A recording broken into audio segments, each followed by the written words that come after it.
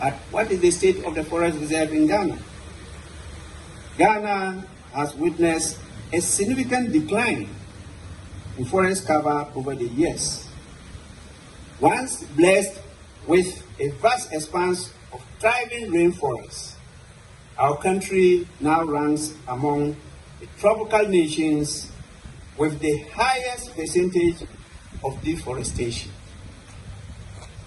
The alarming statistics speak for themselves. From a staggering 8.2 million hectares in 1900, our forest cover has dwindled to a mere 1.6 million hectares.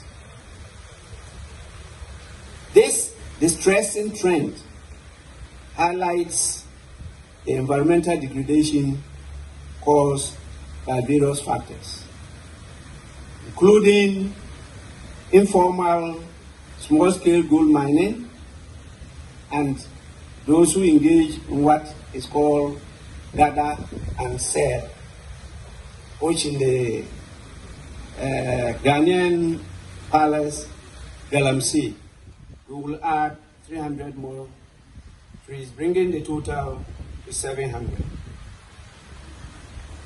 I have been informed that about 80% of the trees planted survive. I believe we can do better by increasing the survival rates. I know that all the trees are planted survive. And I just don't only plant in the presence of Parliament.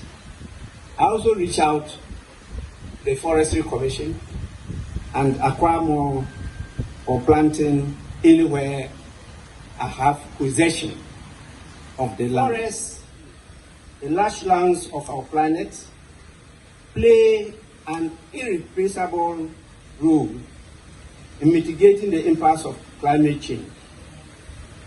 They act as a natural carbon sinks, absorbing carbon dioxide and replenishing our atmosphere with oxygen, ensuring that the air we breathe remains pure and invigorating. And this explains why when you are sitting under a tree, you easily doze off into deep sleep. It is important that we recognize the immense value of these ecosystems and proactively measure to conserve and restore all of the trees we have so much depleted. More, they have a critical role in combating climate change as they sequester carbon and contribute to the reduction of greenhouse gas emissions. The role that we play as legislators to protect the forest. That role is in enacting legislation to safeguard both livelihoods and the environment, and this role cannot be overemphasized. As Jane Goodall, a renowned English primatologist and anthropologist, said, I quote, "Deforestation is changing our climate, harming people and natural world. We must and can reverse the trend," unquote.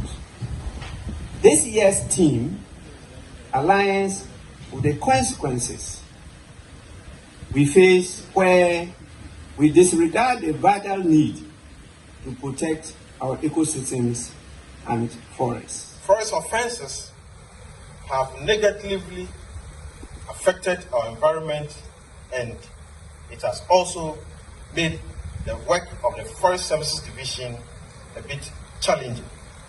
We are also faced with some challenges, such as weak law enforcement with our laws or regulations. So when we are to enforce law, we have such challenges at those areas.